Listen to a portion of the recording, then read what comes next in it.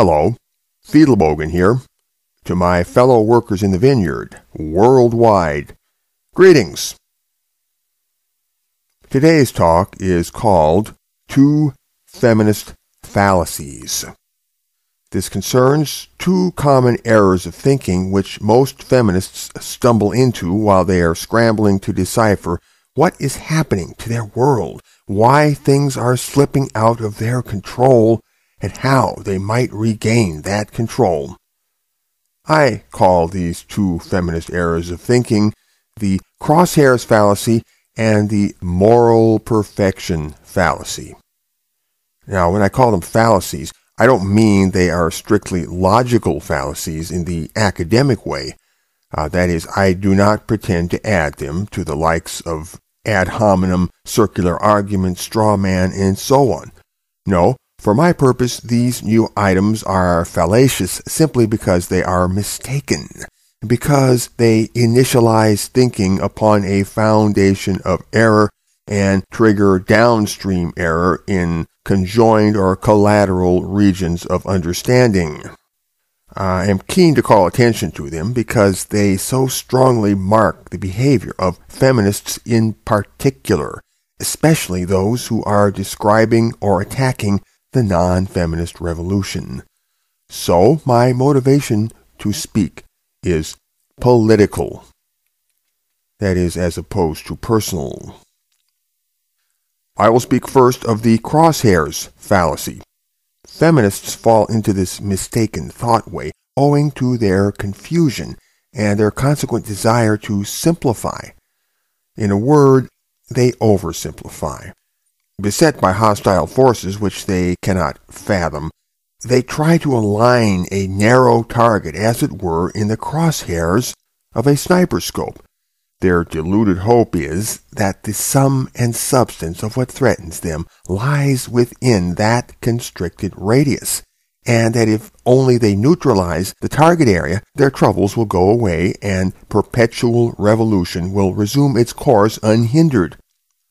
Among feminists, the crosshairs target of choice is the cyberspace group known as MRAs. Feminists are obsessed with MRAs as a kind of red menace. They sense, quite rightly, that larger social forces are mobilizing against feminism and against what feminism has inflicted on the world. And, with utmost naivete, they have undertaken a shorthand analysis that would make these things mentally easier to cope with.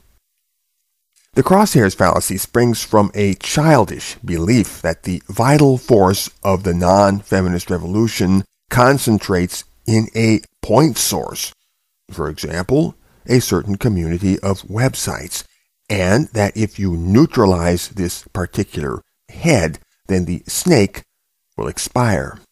But that is a gross misunderstanding, akin to attacking a prominent mushroom in complete ignorance of the underlying mycelium, which spreads for miles.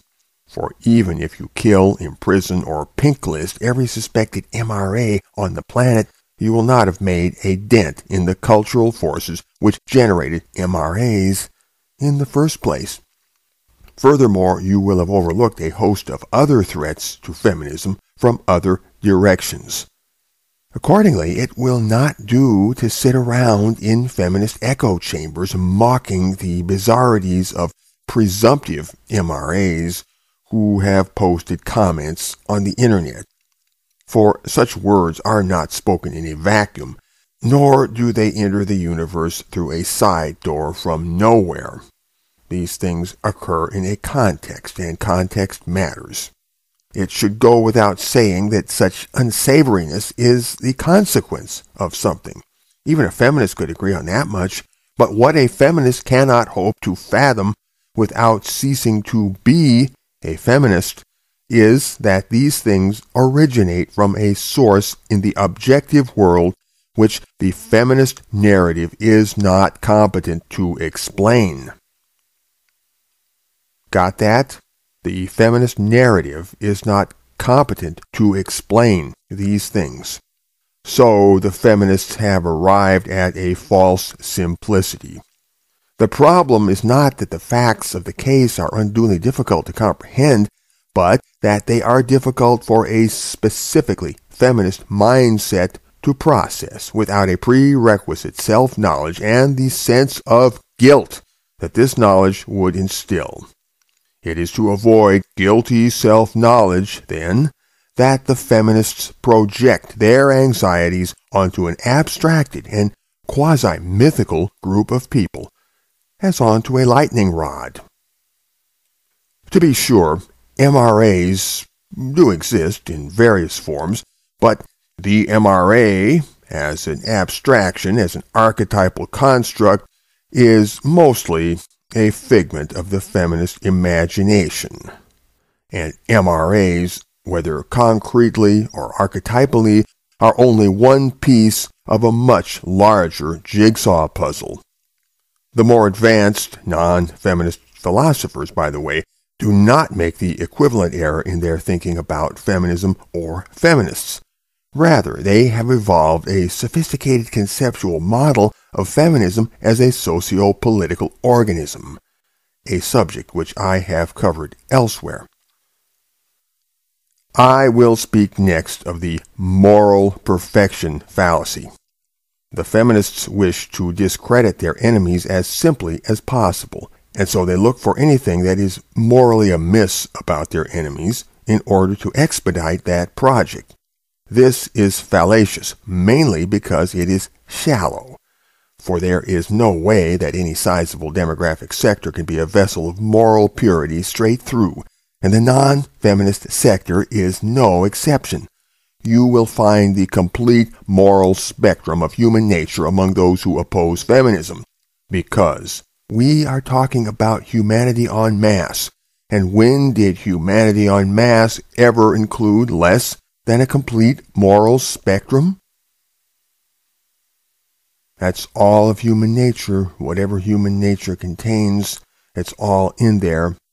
And the world after feminism will contain all of human nature, just as the world with feminism contains all of human nature, and just as the world before feminism contained all of human nature. The allness of human nature is something that will be with us always. You have my word about that. Furthermore, you should understand that feminism is a utopian worldview and a utopian project. It upholds the abstract ideal of progress and holds the rest of the world accountable to a certain program which it dictates in the service of this ideal.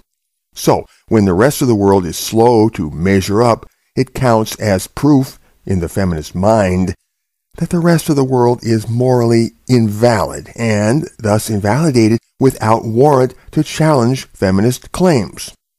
This mode of thinking on the part of the feminists is entirely circular and self-referential. In practice, all feminist assessment of human fallibility is made according to a feminist yardstick, meaning that no case of moral dysfunction is permitted to operate within its own frame of reference. Things are never bad for independent local reasons, but always for reasons which feminism itself arrogates the sole authority to enunciate. In the feminist utopian worldview, all things are either progressing toward a projected feminist future or rebelling against that future in some way. No alterity is admitted, and by default, any possible theory of sin or transgression can only be a feminist theory, imposed by feminists and for feminists, in the service of feminism upon the rest of the world, meaning the non-feminist world. And so the feminists cannot see the world as it exists in itself, but only as it appears through the lens of feminist theory. In consequence, feminist dealings with the non-feminist sector amount to a coercive falsification of reality injuriously imposed on others. I will say that again. It is a coercive falsification of reality, injuriously imposed on others, imposed on them in a way that injures them. That's what feminism does. For it ought to be obvious that all manner of folk may be aggrieved at feminism for all manner of reasons. That's right, a lot of people don't like feminism, and they have a lot of reasons. There's a lot of diversity going on there, you know. It is not a bit obvious, however, that all of these reasons are invalid merely because some of them are proffered on questionable grounds by questionable people. Coercive falsification is therefore a cardinal sin upon feminism's doorstep. Feminism coercively falsifies things. In fact, some feminist is listening to this talk right now and in his or her mind coercively falsifying everything, lying to himself or herself, and then lying to other people about what Fiedelbogen was saying in his audio narrative. Coercive falsification is a cardinal sin upon feminism's doorstep. Coercive falsification, is first imposed, then reacted against by an aggrieved world, like I'm reacting right now, and imposed once more in rejoinder to that aggrieved reaction, which to the feminist mind is deemed a transgression. So, feminism coercively falsifies the world doesn't like this, the world reacts against this, and then feminism turns around and doubles down on the coercive falsification. And the whole process is cyclical, and it builds and builds and builds, and it gets worse. With each round, as you can see, the falsification grows, but always at the expense of any feminist claim to moral authority. Note that well. Feminist moral authority erodes and undermines itself in the process of coercively falsifying the world around it. The feminist claim to moral authority, the pretension to moral authority, I should say, crumbles relentlessly. We just have to watch it happen and encourage it to happen. So, in sum, feminism has a toxic moral agency within the social ecology. The moral perfection fallacy should inspire us to quote the famous gospel verse which advises plucking the beam out of thine own eye before thou pluckest the mote out of thy neighbor's eye. A concluding word. The crosshairs fallacy and the moral perfection fallacy are interrelated.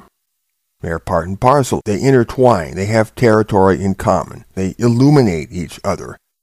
However, I will leave it to you, the listener, to ponder this and work out the ramifications for yourself.